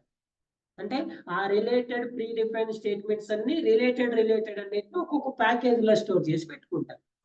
ఫర్ ఎగ్జాంపుల్ స్కానర్ క్లాస్ ఉందండి. స్కానర్ క్లాస్ లో మనం ఇంటీజర్ వాల్యూని ఇన్పుట్ తీసుకోవడానికి string value, float value, double value, వాటన్నిటిని స్కానర్ అనే క్లాస్ ఉంటుంది. ఆ స్కానర్ అనే క్లాస్ ఒక ప్యాకేజ్ లో ఉంటుంది. java.util.scanner అది ప్యాకేజ్ నేమ్. ఆ ప్యాకేజ్ లో ఏముంటది? ఆ ప్యాకేజ్ లో ఇన్పుట్ తీసుకునే ఆల్ ప్రీ డిఫైన్ స్టేట్మెంట్స్ ఉంటాయి. నువ్వు ఆ ప్యాకేజ్ లో ఉన్న ఏ స్టేట్మెంట్ అయినా ప్రోగ్రామ్ లో యూజ్ చేయాలంటే ఫస్ట్ ఆ ప్యాకేజ్ ని ఇంపోర్ట్ చేసుకోవాలి. ఇంపోర్ట్ చేసుకుంటే ఏమొస్తుంది? అందులో వాడు ఏదైతే ప్రీ డిఫైన్డ్ పెట్టిండో అవన్నీ మన ప్రోగ్రామ్ లోకి వస్తాయి, యూజ్ చేసుకోవచ్చు. నువ్వు ఒకవేళ ఆ స్టేట్మెంట్ ని యూజ్ చేస్తున్నావు, ప్యాకేజ్ ని ఇంపోర్ట్ చేసుకోలేదు, సపోర్ట్ చేయదు మీకు. అదైనా అలా రిలేటెడ్ అన్ని ఒకటి. నీకు ఆ రిలేటెడ్ లో ఒకటి అవసరం అయితే ఆ ప్యాకేజ్ ని ఇంపోర్ట్ చేసుకోవాలి. సార్ నేను ఇప్పుడు మనం నిన్నటిదాకా రాసిన ప్రోగ్రామ్ అయిన స్కానర్ క్లాస్ ఇంపోర్ట్ చేసినా, ఎందుకు? మనం దాంట్లో ఉన్నది ఏది యూజ్ చేయట్లేదు కదా. యూజ్ చేసినప్పుడే దాన్ని మనం ఇంపోర్ట్ చేసుకోవాలి. మనం ఏది ఇన్పుట్ ఇట్లేదు కదండి. మనం ఇప్పుడు నిన్నటి వరకు రాసిన ప్రోగ్రామ్ ఇన్పుట్ ఎక్కడ ఇచ్చినాం? ప్రోగ్రామ్ లోనే ఇచ్చింది, రన్ టైమ్ లో ఇవ్వలేదు కదా. రన్ టైమ్ లో ఇవ్వాలంటే స్కానర్ క్లాస్ కావాలి. స్కానర్ క్లాస్ కావాలంటే ఆ స్కానర్ క్లాస్ మెథడ్స్ ఎందులో ఉంటాయి? ఆ ప్యాకేజ్ లో ఉంటాయి. అప్పుడు ఆ ప్యాకేజ్ ఏం చేయాలి? ఇంపోర్ట్ చేసుకో. నువ్వు యూజ్ చేసుకోకపోతే ఇంపోర్ట్ చేసుకోవాల్సిన అవసరం లేదు, యూజ్ చేసుకొని ఇంపోర్ట్ చేసుకోకపోతే ఎర్రర్ వస్తుంది. అలా ఆ లాంగ్వేజ్ అనేది రన్ అవడానికి డిఫరెంట్ ప్యాకేజ్, ఆ ప్రీ డిఫైన్డ్ స్టేట్మెంట్స్, సింటాక్సెస్ అన్నిటిని కూడా ఏం చేస్తాడు వాడు? సపరేట్ ప్యాకేజ్ లో రిలేటెడ్ అన్నిటిని ఒక ప్యాకేజ్ లో ఆ ప్యాకేజ్ వచ్చినప్పుడు అందులో ఉన్న బండిలు అన్ని కూడా వస్తాయి. మనకి అవి కావాలన్నప్పుడు దాన్ని ఇంపోర్ట్ చేసుకో. ఓకేనా? It use to develop web application. It does not use an directives but uses an packages. Normal గా ప్యాకేజ్ ఏం చేయాలంటే ఇంపోర్ట్ చేసుకోవాలి. Import java.util.scanner, java.util.array, something different package ఉంటాయి. It does. It is widely used to develop an drivers and operating system. నార్మల్గా C language అనేది procedure oriented కాబట్టి దీన్ని base చేసుకొని మనం ఆపరేటింగ్ సిస్టమ్ కానీ సౌండ్ డ్రైవర్స్ కానీ సిస్టమ్ డ్రైవర్స్ కానీ ఇలాంటి వాటిని ఎక్కువ డెవలప్ చేస్తాం. ఎందుకంటే అవన్నీ one by statement by statement procedure oriented ఉంటాయి కాబట్టి. It is widely used for system programming, but Java is used to develop an web applications, mobile applications and window. నార్మల్గా జావా అనేది ఎక్కువ వెబ్ అప్లికేషన్ డెవలప్మెంట్ కి ఎక్కువ use చేస్తారండి. At the same time mobile application development కూడా use చేస్తారు. గుర్తుపెట్టుకోండి, web application development వేరు, మొబైల్ అప్లికేషన్ డెవలప్మెంట్ వేరు, విండోస్ బేస్డ్ అప్లికేషన్ డెవలప్ అంటే డెస్క్ టాప్ అప్లికేషన్ డెవలప్మెంట్. దానికి ఫ్రంట్ ఎండ్ ఉంటుంది, దీనికి ఫ్రంట్ ఎండ్ ఉంటుంది, దీనికి ఫ్రంట్ ఎండ్, దానికి బ్యాక్ ఎండ్ ఉంటుంది, దీనికి బ్యాక్ ఎండ్ ఉంటుంది, దానికి ఫంక్షనాలిటీ ఉంటుంది, దీనికి ఫంక్షనాలిటీ ఉంటుంది, దీనికి ఫంక్షనాలిటీ. ఆ ఫ్రంట్ ఎండ్ వేరే, ఈ ఫ్రంట్ ఎండ్ వేరే. ఏ front end? Web application, mobile application, desktop application. దీని ఫ్రంట్ ఎండ్ సపరేట్, దీని ఫ్రంట్ ఎండ్ సపరేట్, దీని ఫ్రంట్ ఎండ్ సపరేట్. దీని ఫంక్షనాలిటీ డిఫరెంట్, దీని ఫంక్షనాలిటీ డిఫరెంట్, దీని ఫంక్షనాలిటీ డిఫరెంట్. ఇదికి డేటాబేస్ కావాలి, దీనికి డేటాబేస్ కావాలి, దీనికి డేటాబేస్ కావాలి. నార్మల్ గా most of the times desktop applications కి, వెబ్ అప్లికేషన్స్ కి ఫ్రంట్ ఎండ్ వ్యూ నియరెస్ట్ గా ఉంటది. ఎందుకంటే స్క్రీన్ సైజెస్ సేమ్ ఉంటాయి కాబట్టి. మొబైల్ అప్లికేషన్ కి వచ్చే టైంకి స్క్రీన్ రెజల్యూషన్ తక్కువ ఉంటది కాబట్టి అప్లికేషన్ యొక్క మొత్తం చేంజ్ అయిపోతుంది. మనకి ఇప్పుడు అమెజాన్ ల్యాప్టాప్ లో ఓపెన్ చేస్తే ఒక షేప్ లో ఓపెన్ అవుతుంది, అదే మొబైల్లో ఈ షేప్ లో ఓపెన్ అవుతుంది. దాని రెజల్యూషన్ డిఫరెంట్ ఉంటుంది. సో ఫంక్షనాలిటీ అనేది డిఫరెంట్ ఉంటుంది. ఫంక్షనాలిటీ కాదు, ఫ్రంట్ ఎండ్ డిఫరెంట్ ఉంటుంది.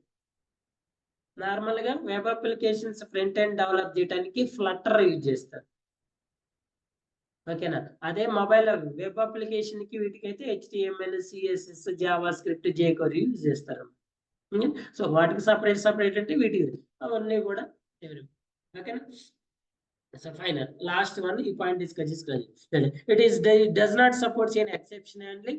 It supports an exception handling. It also supports an exception handling. One of the very important feature of the Java. Sir, what is an exception handling, sir? అంటే చూడండి, ఎప్పుడైతే మనకి ఇక్కడ for example 10 lines of code ఉంది అనుకోండి, 3, 4, 5, 6, 7, 8, 9, 10 lines of code ఉంది. ఓకేనా? Like interpreter compiler లాగే అనమాట. అది కూడా ఇందాక చెప్పిన ఎగ్జాంపులే.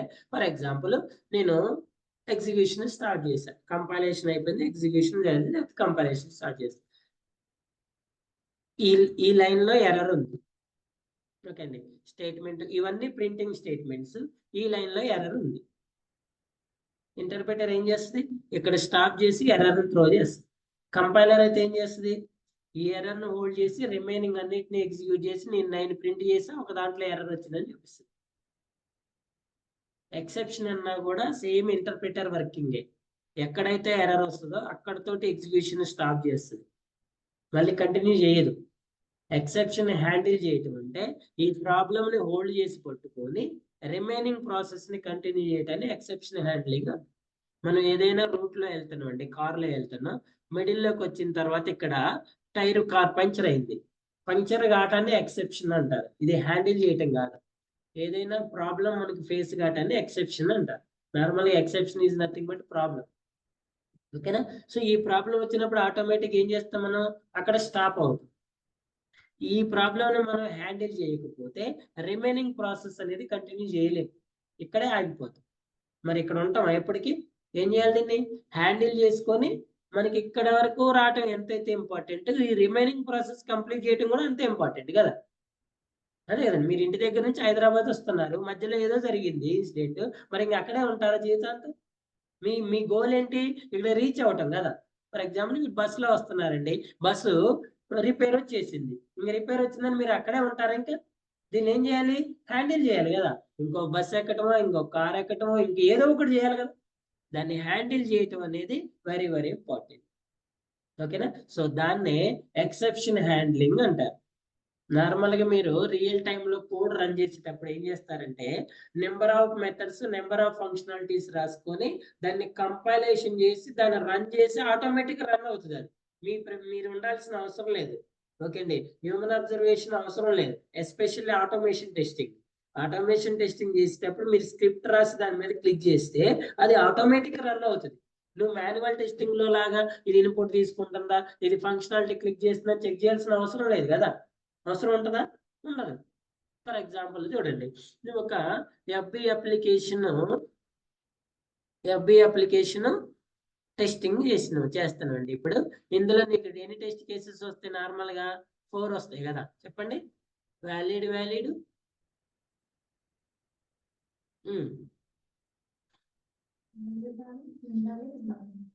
4 టెస్ట్ కేసెస్ వచ్చినాయండి. 4 టెస్ట్ కేసెస్ ఏం చేశారు? మీరు కోడ్ రాశారు, రన్ చేశారు. What is the concept of automation? Without human observation, మన ఇంటర్వెన్షన్ లేకుండా ఆటోమేటిక్ అదే రన్ చేసి పాస్ ఆర్ ఫెయిల్ చేయాలి. మీరు ఈ 4 టెస్ట్ కేసుల ఎక్సెప్షన్ హ్యాండిల్ చేస్తే ఎండ్ వరకు ఎగ్జిక్యూట్ చేసి ఎన్ని ఎర్రర్స్ వచ్చినాయి చూపిస్తుంది. అదే మీరు హ్యాండిల్ చేయలేదు అనుకోండి, ఎక్కడైతే ప్రాబ్లం ఫేస్ అయిందో అక్కడితోటే స్టాప్ అవుతుంది. నువ్వు ఈ 4 టెస్ట్ కేసు రన్ అవడానికి 1 అవర్ టైం పడుతుంది. నువ్వేం చేస్తావు? దీన్ని రన్ చేసి 1 అవర్ తర్వాత వచ్చి చూసుకుంటావు. నువ్వు 1 అవర్ తర్వాత వచ్చి చూసుకుంటే ఇక్కడ ఎర్రర్ వచ్చి ఇక్కడే స్టాప్ అవుతుంది, రిమైనింగ్ ఎగ్జిక్యూట్ చేయదు. ఎప్పుడు? నువ్వు ఎక్సెప్షన్ హ్యాండిల్ చేయకపోతే. ఒకవేళ నువ్వు ఎక్సెప్షన్ హ్యాండిల్ చేస్తే ఇక్కడ వరకు ఎగ్జిక్యూట్ చేసి ఏ ఎర్రర్స్ ఉన్నాయో, ఏ టెస్ట్ కేసు ఫెయిల్ అయిందో చూపిస్తుంది. ఎలా హ్యాండిల్ చేస్తారు సార్ అంటే, by using an try and catch block అంటారు. ఎలా? Try block and catch block. ఈ బ్లాక్స్ ని యూజ్ చేసుకొని మనం ఈ ఎక్సెప్షన్ ని హ్యాండిల్ చేయొచ్చు. ఓకేనా? సో నార్మల్ గా ఎక్కడ వస్తాయి సార్ ఎక్సెప్షన్స్ అంటే? ఎక్కడ వస్తాయి అంటే, ఫస్ట్ ఎక్సెప్షన్ వచ్చేసి అర్థమెటిక్ ఎక్సెప్షన్ అంటారండి. ఏదైనా నెంబర్ ని 0 తోటి డివిజన్ చేస్తే అప్పుడు మనకి అర్థమెటిక్ ఎక్సెప్షన్ వస్తుంది. Something by 0, 10 divide by 0. ఈ ఎక్సెప్షన్ ని అర్థమెటిక్ ఎక్సెప్షన్ అంటారు. ఎలాంటి ఫంక్షనాలిటీ నువ్వు ఏదైనా మిడిల్ లో యాడ్ చేసినావు అనుకోండి, అక్కడే స్టాప్ అవుతుంది. రిమైనింగ్ అన్ని యాజ్ యూజువల్ గా రన్ అవ్వు. అవి రన్ అవ్వాలంటే ఇక్కడ మనం ఏం చేయాలి? ఈ ఫంక్షనాలిటీని ఎక్సెప్షన్ హ్యాండిల్ చేయాలి. నెక్స్ట్ ఇంకెక్కడ వస్తుంది సార్ అంటే, array out of index bound exception అంటారు. ఎరేకి నార్మల్ గా మనం సైజ్ ఇస్తాం. 5 సైజ్ ఇస్తే ఎన్ని ఎలిమెంట్స్ స్టోర్ చేయొచ్చు? 5 స్టోర్ చేయొచ్చు. 5 ఆర్ లెస్ దాన్ 5. నువ్వు 6 స్టోర్ చేసినావు అనుకోండి, అప్పుడు ఎక్సెప్షన్ వస్తుంది. ఆ వాటిని కూడా హ్యాండిల్. ఇలా డిఫరెంట్ ఎక్సెప్షన్ హ్యాండిల్ చేసుకోవటాన్ని ఎక్సెప్షన్ హ్యాండ్లింగ్ కాన్సెప్ట్ అంటారు. ఏమంటారు? సో జావాలో మనం ఈ ఎక్సెప్షన్ హ్యాండ్లింగ్ ని ఎఫెక్టివ్ గా వర్క్ చేయించుకోవచ్చు. దీనివల్ల అడ్వాంటేజ్ ఏంటంటే, మనం ఎప్పుడు రన్ చేసినా కూడా ఎంటైర్ స్క్రిప్ట్ మొత్తం రన్ అవుతుంది. ఎర్రర్స్ ఉంటాయా, టెస్ట్ కేసు పాస్ ఆ ఫెయిల్ అనేది సెకండరీ అయితే, ఫస్ట్ ఆఫ్ ఆల్ మొత్తం కూడా ఏమవుతుంది? ఎగ్జిక్యూషన్ అనేది సక్సెస్ఫుల్ గా అవుతుంది. నువ్వు 1 అవర్ తర్వాత వచ్చేస్తే 4 టెస్ట్ కేసెస్ ఎగ్జిక్యూట్ అయి ఉంటాయి. అందులో 4 ఫెయిల్ కావచ్చు, 4 ఏదైనా మనకి రిజల్ట్ తో ఎలాంటి ప్రాబ్లం లేదు కదా. ఫస్ట్ ఎగ్జిక్యూషన్ అయితేనే కదా తెలిసేది. అదే నువ్వు హ్యాండిల్ చేయలేదు అనుకోండి, ఒక 2 రన్ అయ్యి అక్కడే ఆగిపోతుంది. ఏమంటారు మనం నార్మల్ లాంగ్వేజ్ అంటారు కదా, ఇదేంద్ర దున్నపోతుంది పోతుంది అవుతుంది పోతుంది బాగుంది. సో మనకేంటి, ఏదన్నా కంటిన్యూస్ గా రన్ అవుతుంటే మనకి ఎండ్ వరకు పోతే ప్రాబ్లం లేకుండా. ఓకేనా? So these are the major differences between C plus plus and Java. అర్థమైందా? Any doubts? C plus plus మధ్య ఉన్న డిఫరెన్సెస్ ఇవి. అందుకే మనం జావా ప్రోగ్రామింగ్ లాంగ్వేజ్ యూజ్ చేస్తాం. ఒకవేళ మిమ్మల్ని ఇంటర్వ్యూలో కానీ నార్మల్ కానీ ఎవరైనా, అరే బాబు ఎందుకు మీరు జావా నేర్చుకుంటున్నారంటే ఇవన్నీ చెప్పగలగాలి. ఓకేనా? It is an interpreted programming language. It have an feature garbage collection, exception handling, platform independent programming language. It generates n dot class files. Okay అండి, object oriented. It supports n reusability. ఇవన్నీ features of the Java programming. ఇంకా చాలా ఉంటాయండి, number of features ఉంటాయి. Easy usage ఉంటుంది, easy execution ఉంటుంది. Okay అండి, easy syntaxes ఉంటాయి. The persons who don't have sufficient knowledge or having proper knowledge in previous programming language, but they are also still able to learn the Java because easy syntaxes, easy learning. Clear? Remaining ఇది discuss చేసిన already మనం yesterday discuss చేసిన కానీ ఏంటి Java software installation. Java అంటే first దేని installation చేసుకోవాలి? JDK. ఇందులో ఏముంటాయండి? కంపైలర్ ఉంటుంది, ఫుల్ రేంజ్ జావా లైబ్రరీస్ ఉంటాయి, documentation, utilities, JRE, JDK, JRE, JVM అన్ని పార్ట్స్ ఉంటాయండి.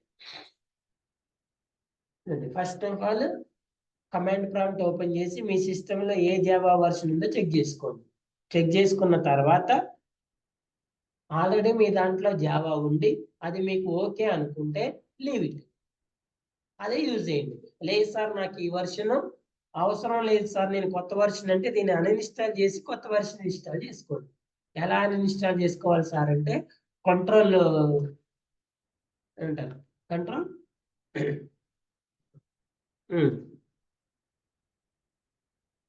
కంట్రోల్ ప్యానెల్లోకి వెళ్ళి యాడ్ ఆర్ రిమూవ్ ఆప్షన్ ఉంటుంది కదా, అక్కడికి వెళ్ళి జావాని డిలీట్ చేసుకోండి.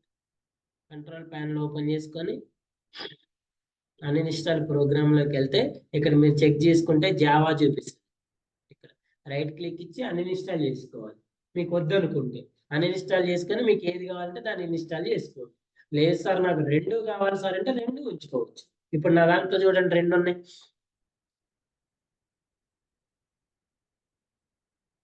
ఏంటంటే జేడీకే 17 అండ్ 21 రెండు వర్షన్స్ ఉన్నాయి కదా. మీరు కావాలంటే మల్టిపుల్ వర్షన్స్ కూడా రన్ చేసుకోవచ్చు. నాకు అది అలానే ఉంది, ఇంకోటి కావాలి సార్ అంటే ఇంకోటి కూడా. ఓకేనా? ఎలా అంటే ఫస్ట్ అఫీషియల్ ఒరాకిల్ వెబ్సైట్లోకి వెళ్ళి మీకు కావాల్సిన వర్షన్ని డౌన్లోడ్ చేసుకోండి. ఫ్రీ వర్షన్ అయితే డైరెక్ట్గా వస్తుంది, అదే స్టేబుల్ వర్షన్ అయితే ఫ్రీయే కానీ ఒరాకిల్ అకౌంట్ క్రియేట్ చేసుకొని డౌన్లోడ్ చేసుకోండి. మీకు జిప్ ఫైల్, .exe ఫైల్ రెండు ఉంటాయి. ఒకవేళ మీరు కావాలంటే జిప్ ఫైల్ కూడా డౌన్లోడ్ చేసుకోండి. కాకపోతే జిప్ ఫైల్ ఏం చేయాలి? ఎక్స్ట్రాక్ట్ చేసుకోవాలి. అదే .exe ఫైల్ అయితే డైరెక్ట్గా ఇన్స్టలేషన్ చేసుకోవచ్చు. అదే డిఫరెన్స్. ఓకేనా? సో వెరీ అండి 4 స్టెప్స్ లో ఉండదు. నెక్స్ట్ ఫినిష్ అంటే సింపుల్ గా ఇన్స్టలేషన్ చేసుకోండి. సో జావాలో ఇన్స్టలేషన్ చేసుకున్న తర్వాత సెకండ్ మ్యాండేటరీ థింగ్ ఏంటంటే పాత్ సెట్ చేసుకోవాలి. పాత్ సెట్ చేసుకోకుండా మీరు ప్రోగ్రామ్స్ రన్ చేయలేరు. ఫస్ట్ ఎస్ క్లిక్ చేయండి, నెక్స్ట్ నెక్స్ట్ నెక్స్ట్, అంతే, ఫినిష్, క్లోజ్, దట్స్ ఇట్. ఓకేనా? తర్వాత పాత్ సెట్ చేసుకోవాలి. పాత్ సెట్ చేసుకోవటం ఎలా సార్ అంటే వ్యూ అడ్వాన్స్డ్ సిస్టమ్ సెట్టింగ్స్ అని సెర్చ్ చేసిన తర్వాత ఇందులో ఎన్విరాన్మెంట్ వేరియబుల్స్ లోకి వెళ్ళండి. ఇక్కడ న్యూ మీద క్లిక్ చేయండి. సిస్టమ్ వేరియబుల్స్ అని ఉంటుంది. సిస్టమ్ వేరియబుల్స్ లో న్యూ మీద క్లిక్ చేసి న్యూ ఓపెన్ అయిన తర్వాత ఇక్కడ మీరు ఏదైతే పాత్, ఎక్కడ పాత్ కాపీ చేయాలి సార్ అంటే మీరు మై ఫైల్స్ లో ఎక్కడైతే జావాని ఇన్స్టలేషన్ చేసుకుంటున్నారో ప్రోగ్రామ్ ఫైల్స్ లో జావా ఫోల్డర్ లో దీని పాత్ సెట్ చేయాలనుకోండి. జేడీకే 17 ఓపెన్ చేసిన తర్వాత బిన్ ఫోల్డర్ ఓపెన్ చేసి ఈ పాత్ కాపీ చేసుకోవాలి. ఈ పాత్ని ఎక్కడ పేస్ట్ చేయాలి? మీరు ఇక్కడ వ్యూ అడ్వాన్స్డ్ సిస్టమ్ సెట్టింగ్స్ అని ఉంది కదా, ఇక్కడ పేస్ట్ చేయాలి. పేస్ట్ చేసి ఓకే చేయాలి, అప్పుడు పాత్ సెట్ అవుతుంది. ఓకే? మళ్ళీ పాత్ సెట్ అయిన తర్వాత ఒకసారి చెక్ చేసుకొని ఇప్పుడు ప్రోగ్రామ్ రన్ చేసుకోవాలి. ప్రోగ్రామ్ రన్ చేయటం ఎలా అని చెప్పా కదా. ఓకేనా? To save the programme file name .java. File name is simple. .java is extension. Compile the program java c file name .java. Execute the program java space class name. ఓకేనా? So compile చేయడానికి ఏమో file name, execute చేయడానికి ఏమో class name. ఓకేనా? So finally output వస్తుంది. When we compile Java program using Java C tool, the Java compiler converts the source code into bytecode. Bytecode convert చేసి dot class file అనేది generate చేస్తుంది. Class, public, static, wide ఇవన్నీ చెప్పాక string args. Next మనం ఇప్పుడు ID use చేయట్లేదండి, మనం use చేసేది బేసిక్ ఎడిటర్. దాని తర్వాత మీకు ఎక్లిప్స్ ఐడి చెప్తాను. ఓకేనా? ఎక్లిప్స్ ఐడి నెక్స్ట్ క్లాస్ తర్వాత చెప్తాను కొంచెం. సో నెక్స్ట్ ఏం చెప్తానంటే ఫ్లోట్ వాల్యూస్ ని ఎడిషన్ ఎలా చేయాలి, సబ్స్ట్రాక్షన్ ఎలా చేయాలి ప్రోగ్రామ్ చెప్తాను. ఓకేనా? ఆ ప్రోగ్రామ్ చెప్పిన తర్వాత మళ్ళీ మనం ఫర్దర్ గా వేరే టాపిక్ వెళ్దాం. Any doubts?